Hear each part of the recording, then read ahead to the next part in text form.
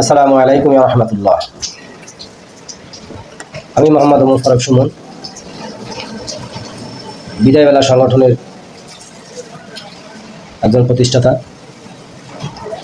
আর এই প্রতিষ্ঠাতা আমি এবং আমার এক ছোট ভাই শেখ এজাজুল রহমান সুমন। আমাদের দুজনেরই প্রচেষ্টায় এই সংগঠনটি খুলনা 25 নম্বর ওয়ার্ড সিদ্দিকা মহল্লা শতকবার মোড় অবস্থিত।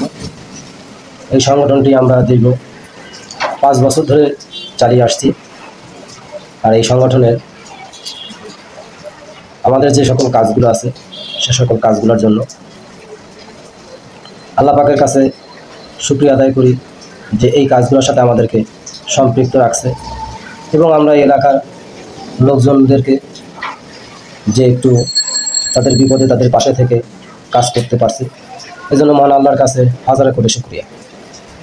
এ কারণে আল্লাহ পাকের কাছে সবসময় দোয়া করি মৃত্যুর আগ পর্যন্ত জানি আমরা এই সংগঠনের সাথে যারা জড়িত আছে সকলেই জানি এমন ভালো কাজ করে মরতে পারি।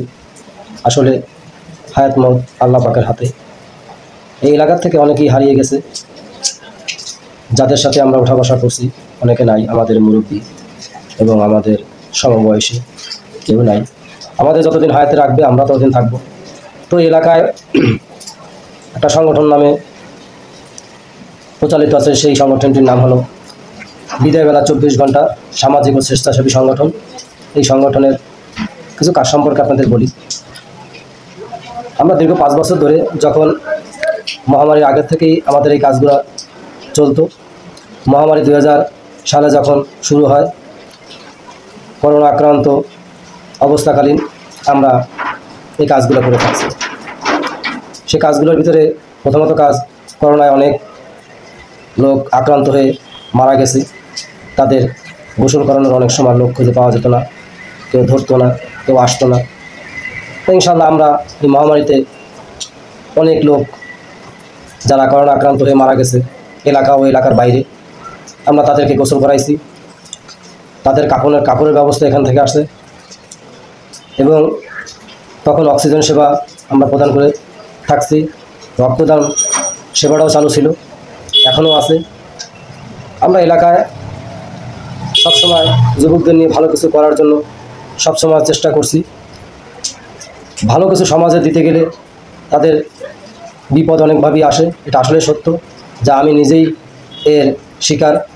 যাক, আল্লাহ পাক রব্বুল আলামিন ভালো কাজের সাথে থাকলে বিপদ আসবে, এটাই বাস্তব।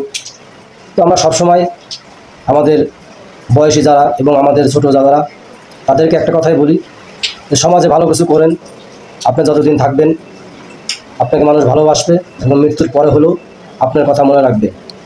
আর আল্লাহ পাক সবসময় ভালো কাজকে করার জন্য আদেশ করছেন, খারাপ কাজ থেকে দূরে থাকার জন্য আদেশ করছেন। এগুলো আমরা মেনে চলব। এই কথাগুলি সবসময় নিজের মনের ভিতর থেকে চেষ্টা করি, পালন করার চেষ্টাও করি। আল্লাহ পাক এই ভালো কাজের সাথে থেকে জানি শেষ নিঃশ্বাস পর্যন্ত জানি থাকতে পারি, এই কামনা করি। সকলকে আমার সালাম। আসসালামু আলাইকুম ওয়া রাহমাতুল্লাহি ওয়া বারাকাতুহু।